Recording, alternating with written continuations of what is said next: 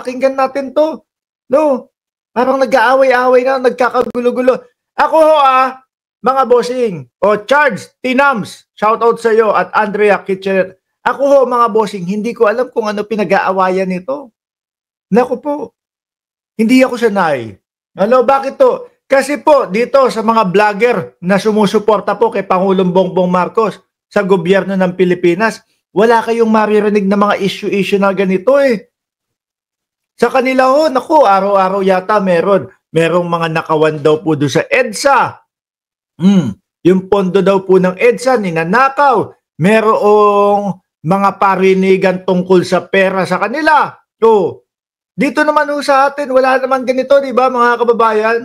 Hindi nyo kami narinig na si Mark Ramos at si Chris Ulo nag-away. Si Mike Cervera at si Mima Alicia, merong di pagkakaintindi. Wala. Sama-sama tayo, pati kayo dyan, na mga manonood. Diba? Maayos tayo dito. Walang away-away. Pakinggan na natin to kung ano yung mga pinagsasasabi nila. Meron pa sa kanilang Team Alpotera. Meron pang ganun. Diba? Team Alpotera. Pakinggan natin yung away nila. Masarap panoorin itong mga ito. Ano? Na sila mismo, ang gumigiba doon kay Duterte. Si Duterte, na hanggang ngayon, pinapaasa pa din ng mga kampon niya na makakalabas. Anak ng tipaklong. Game! Ito pa, girl, sinend mo to sa akin. Hindi pa ako dumarating. Para makita nyo lang na ang lola nyo. Ito pa si Spokes, naka-short, poging-pogi. Si Spokes, naka-short, poging-pogi. Aba, si Harry Roque yung tinutukoy ho, mga kababayan. Okay, tingnan natin Ito'y bago ako pumunta sa Hague. Ito. Ito, si Spokes Harry Roque. Okay. Sandali. Ay, Marika, Terata, punta ka na rito sa 2431. Ayun, sabi ni Roque, hoy, Maharlika, halika na, punta ka na dito sa kung anong numero yung bahay ni Roque. I have a room waiting for you. Come on. Ganda ng bahay, Yung kaninong boses yun? Yun kasi yung yun yung pupuntuhin ni Maharlika, mga kababayan, mga boss chief sir. Yun ang pupuntuhin ni Maharlika. Ang ganda ng bahay. Narinig nyo ba? Si Trixie, ako mga bossing, si Trixie ang pagkakarinig ko ng boses tuloy. No. Nababosesan niyo ba?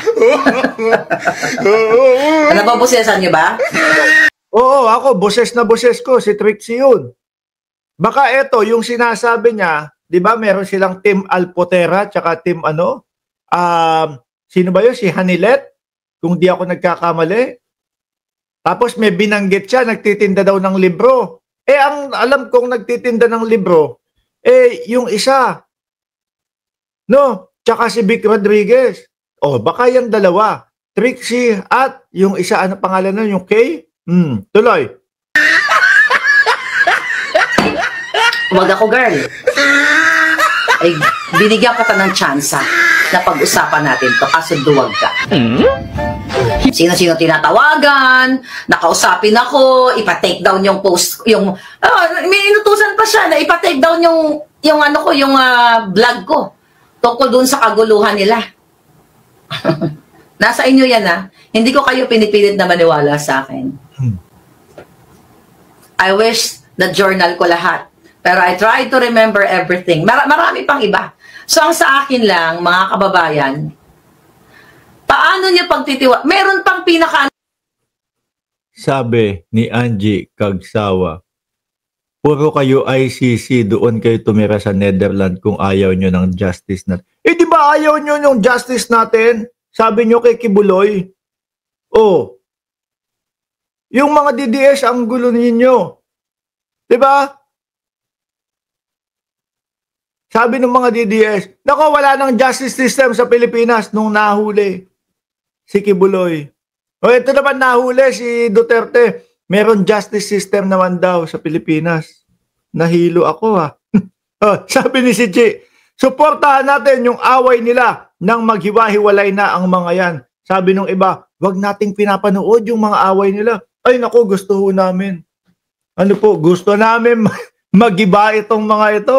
Eh puro naman kasinungalingan lang ang pinagsasasabi nitong mga ito. Biruin mo nga, nag-iiyakan itong mga ito doon sa Congress. Oh. Diba, umaamin. Opo, fake news po ako. Opo, tanga po ako. Oh. Yung isa naman, umiyak. 4 na beses nag-sorry. Eh, ayaw natin. Sa bayan natin ng mga ganyan ho, mga kababayan. Diba? Oh. Sabi, nako, yang si Eden at si Cathy, nakaaway ko. Mga yan, iko-contempt daw ako. Kala, vlogger ako. May contempt pa silang nalalaman. Parang nasa Kongreso at Senado sila. O, tuloy. Ano, masusok lang kayo. Pero ito, very sensitive to. Hindi ko, I don't know kung sasabihin ko to, itong issue na ito. Depende. Tingin ko ito, mga chicks ni Duterte yung mga ano tungkol to sa away ng mga chicks ni Duterte no?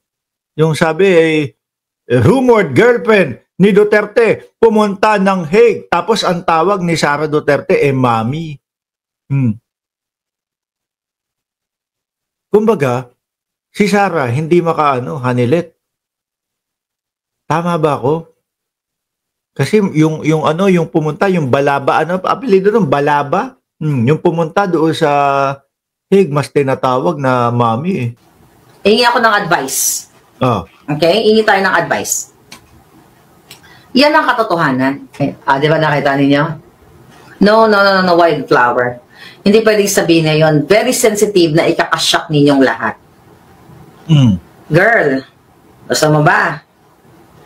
Naku, ito, naghahamon si Maharlika, Naghahamon si Maharlika, Tingin ko naman si Trixie ito, Trixie, may hamon sa iyo, Sama ng ugali mo. Naku. Kung pinoprotektahan mo ang Pangulong Duterte, pinoprotektahan mo sana ang mga private events ng buhay niya. Naku po. Siguro nabubuko. Inilalabas, no? Ang gusto ni Maharlika, kung ikaw, pinoprotektahan mo ang dating Pangulo, yung mga kalokohan ni Duterte, hindi mo na dapat nilalabas. Ganyan yung gusto ni Maharlika. Yan nga po, mga kababayan, siyempre, di ba mga nauulol na ho sila, sa pagtatanggol kay dating Pangulo, dahil nga daw po idol nila, Mga sirkumstansya ng buhay ni Pangulong Duterte. Pero ikaw, random people, magtatawag ka, ay ma'am, ito, ganun. Ito si Pierre. Tapos naman yung isang sinasabi niya, kung si Trixie man yun, ipinagkakalat, ganun. Naku. Kukunin mo yung mga kaletsihan mo. Yung laptop and everything. Baka may scandal doon si PRRD Di ba? Hindi mo si PRRD, pero ganito, ganyan. Yung asawa nito, pagsabihan mo nga yung asawa mo, may mga anak kayo patigilin mo to. Mag-focus kayo sa inyong buhay. Naku, ayan na. Pumasok na sa pribadong buhay. Anyway, minor de edad pa yung mga anak. Ay, wala naman akong pakialam sa buhay. Tigilan na natin to. Wala tayong mahihita dito sa mga to. Di ba?